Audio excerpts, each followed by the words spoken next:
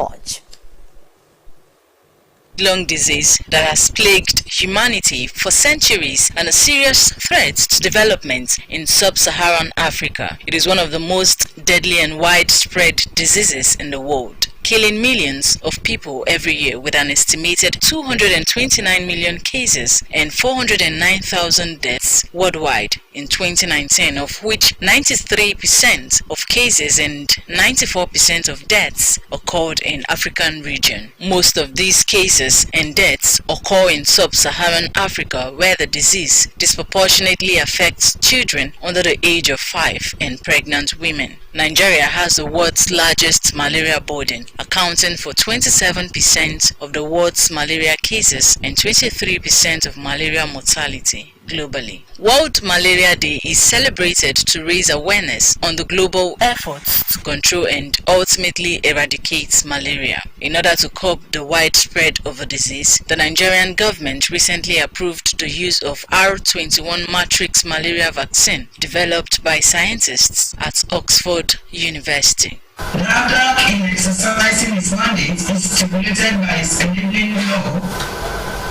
N1/2004, to grant registration approval, and is granting registration approval for R21 malaria vaccine, recombinant and adjuvanted.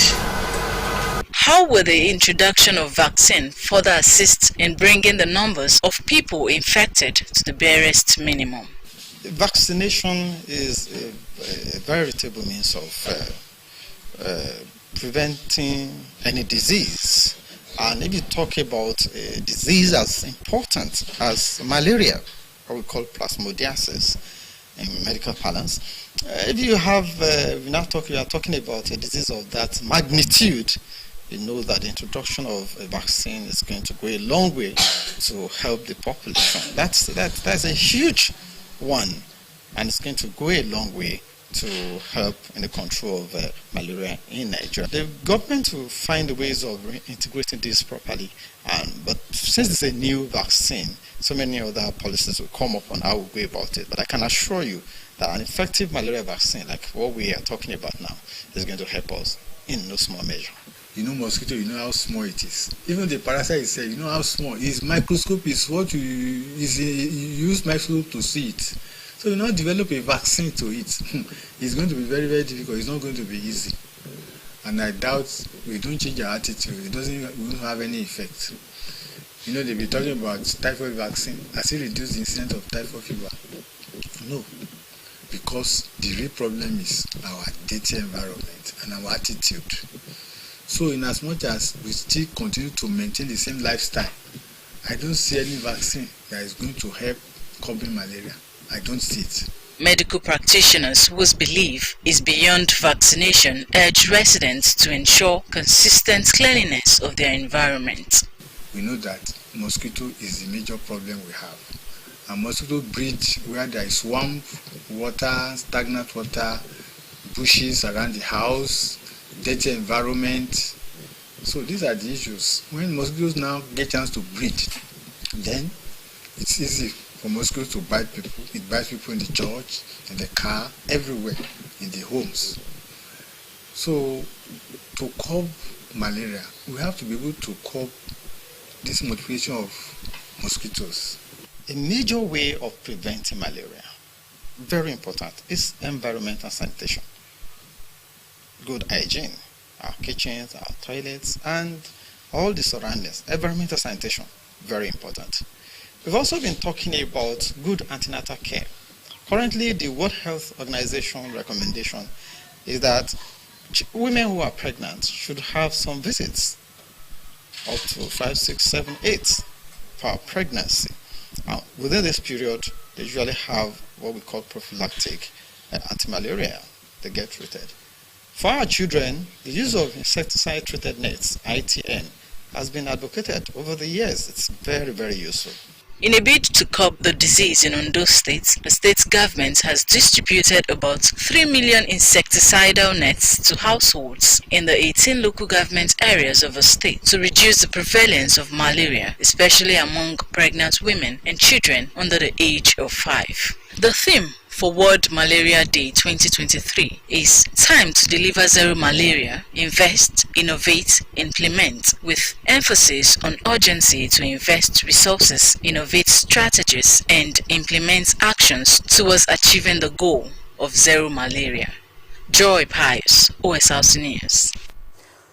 In education, no fewer than 35,000 candidates are expected to sit for this year's computer-based test, CBT, of the Unified Tertiary Matriculation Examination, UTME, in Ondo State. The exercise, which commenced today across the country, will run for 1 week, even as there are 16 centers across the Free Senatorial District of the state. Omoniola Ungbeji, who monitored the exercise, reports that the state's Commissioner for Education, Science and Technology was cited at the JAM Office Center of the examination. 1.5 million candidates are writing the Unified Tertiary Matriculation Examination across the 708 centers of the Federation, with over 34,000 of them involved in the exercise across the 16 centers of Ondo State. OSRC's visit to centers in Akure, the Ondo State capital, revealed that candidates were preparing for the examination proper, while some were writing, others in a single file were ushered into the examination hall. Ondo State coordinator of JAMB, Olubenga Akintola, explained the period involved in the examination. We are running this examination in batches, in sessions. The time for the first session is 8 to 10. This second session is 11 to 12. Then the third session is 1 to 2. Then the fourth session is 3 to 6. Ondo State Commissioner for Education, Science and Technology, Femi Agagu, who visited the center with his team, lauded the proper arrangements and conducive atmosphere provided, saying it is sacrosanct for the state to join hands with the agency for a smooth exercise. You can see the processes. Everything is going on in an orderly fashion, and with this kind of diligent approach, you can hardly find anything called exam malpractices. You can see the screening, and you see everybody on duty is doing their job diligently. We are proud of what JAMB is doing, and personally, it's my hope that all our examinations can be as thorough as the one JAMB is conducting. There are other teams that are going to visit other CBT centers, and from the reports we have been getting, it's the same positive reports all over. Some of the children expressed optimism of a successful outcome. I read my book, I pray to God. Sometimes I don't sleep at night just because of this jam, and I'm sure I'm going to pass in Jesus' name. Yes, I'm through my YA class here, and I want to do JAM this year and pray that God will help me. I received a message from my phone to go to another center, so I came to confirm it. Those who were already through with the exercise lauded the arrangements and attested to the functional computers. They told us to put our registration number. After that, they told us to log in and wait for like 5 minutes. Then we started the exam, and the computer were working perfectly. Some of the parents who followed their wards to the centers urged their counterparts to devote more time for their children. Most parents do not have time, actually. Parents should try and have time, try to find time to, enlighten their children more. The exercise is expected to last 1 week. Omoniola Ungbeji, OSRC News. You're still watching OSRC News at 7. After the break, National Population Commission expresses readiness for credible head count in May. Please do join us then. Every day, life presents hopes, dreams, and challenges. Challenges that can become successes with a little help. Because a little help can empower you to go from despair to celebration. A little help can keep you going until the race is won.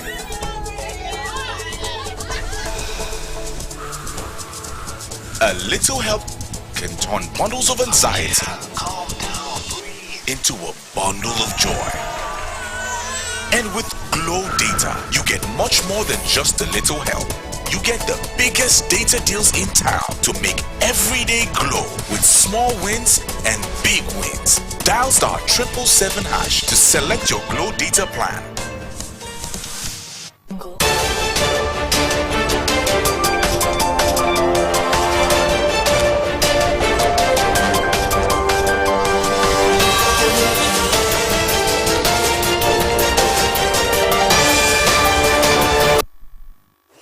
Glad to know you're still there. You can watch us live on our website www.osrc.ng or follow us on Facebook OSRC TV, and on YouTube you can subscribe to our channel OSRC TV Ondo. No fewer than 8 political parties have submitted letters of interest form to participate in the December 16 local government election in Ondo State. The chairman, Ondo State Independent Electoral Commission, Dr. Joseph Aremo, who noted that all political parties have shown interest to partake in the poll, said a level playing ground is guaranteed for all stakeholders. OSRC's Saeed Aribisala reports that political parties have started collecting Form EC9 for personal particulars of candidates. Eligible residents in Ondo State will again head to the polls to participate in the local government elections across the 18 council areas. The elections, scheduled for December the 16th, 2023, will be the second to be held in the tenure of incumbent Governor Oluwarotimi Akeredolu, as different individuals aspire for the 18 chairmanship positions and the 203 councillorship slot. Ondo State Independent Electoral Commission (ODEC), empowered by law to conduct the poll, has since made known the Commission's readiness for the exercise after meeting with stakeholders and making public its election guidelines and timetable. Providing an update on the Commission's activities, ODEC Chairman Dr. Joseph Aremo said all political parties in the state have expressed interest to participate in the elections, while no fewer than 8 have picked for personal particulars of candidates. We are set.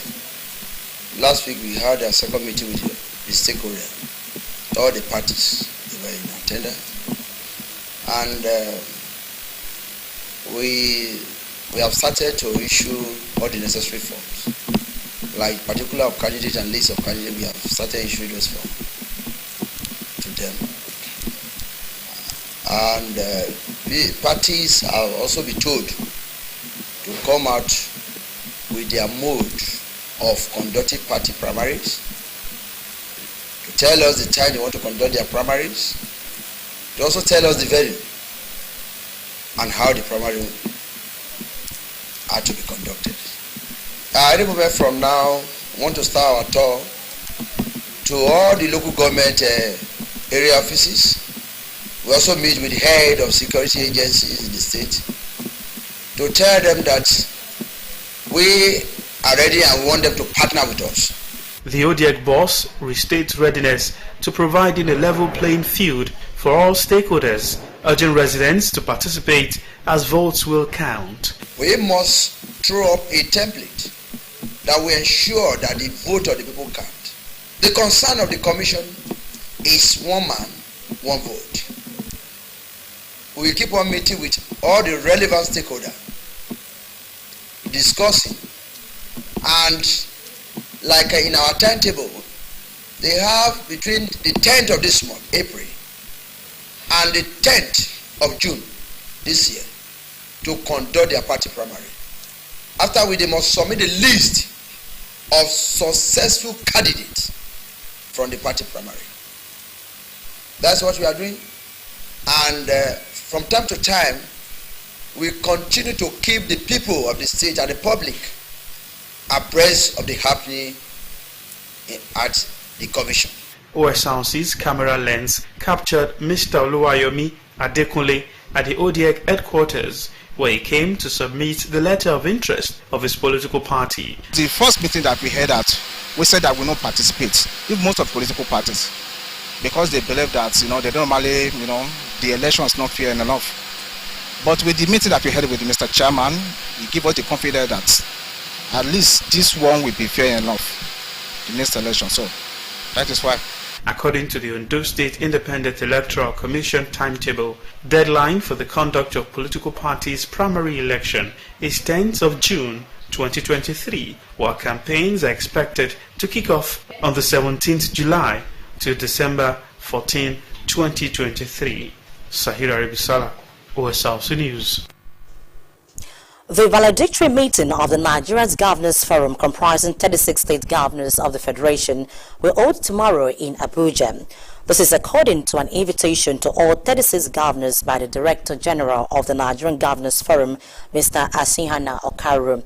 The meeting will bring to an end the chairmanship of Aminu Tambuwal, the Sokoto State Governor, who assumed leadership of the forum following the expiration of the tenure of former chairman and ex-Ekiti State Governor Kayode Fayemi.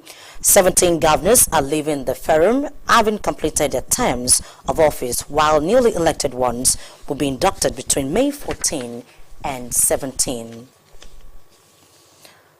And still talking politics, the All Progressives Congress APC in Taraba State has suspended Taraba South Senator-elect Jim Kuta David over allegations bordering on offences that breach the constitution of the party. The party also expelled one of the 2023 governorship aspirants, David Kente, and cautioned him to stop parading himself as a member of the party in any capacity.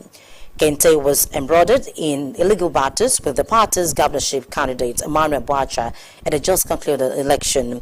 The state party chairman Ibrahim El Sudi said the disciplinary actions against the two chieftains were taken from their wards and local government party levels and affirmed by the state executive council. In the meantime, 37 House of Representatives members of the People's Democratic Party, PDP, and the All Progressives Grand Alliance, APGA, in Imo State, and about 2,000 of their supporters have defected to the All Progressives Congress, APC.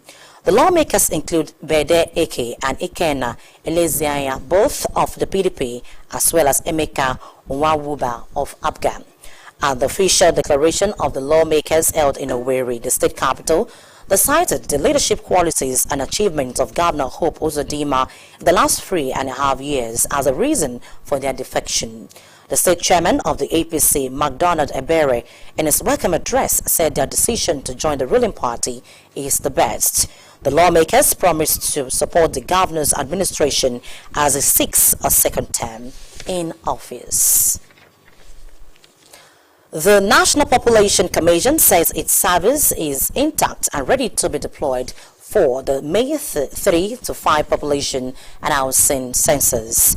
MPC's assurance came following a viral video where its staff in Niger State, Sanusi Megida, said the MPC server was apt, leading to the postponement of the local government areas level training of the supervisors and enumerators for the census. The Commission spokesperson Isiaka Yaya said the information was false, adding that Megida would face disciplinary action for such misinformation. The Kano State Police Command has paraded suspected members of a knife welding gang that residents say have been terrorizing them within the state city capital. According to accounts from victims, the accused took advantage of the busy roads during the rush hour and public gatherings to unleash mayhem. The gang, arrested by the Anti-Bada Division of the Police Command, is notorious for taking advantage of densely populated areas, wreaking havoc on members of the public in broad daylight. The State Police Public Relations Officer Abdullahi Aruna said his suspect will soon appear in court for prosecution.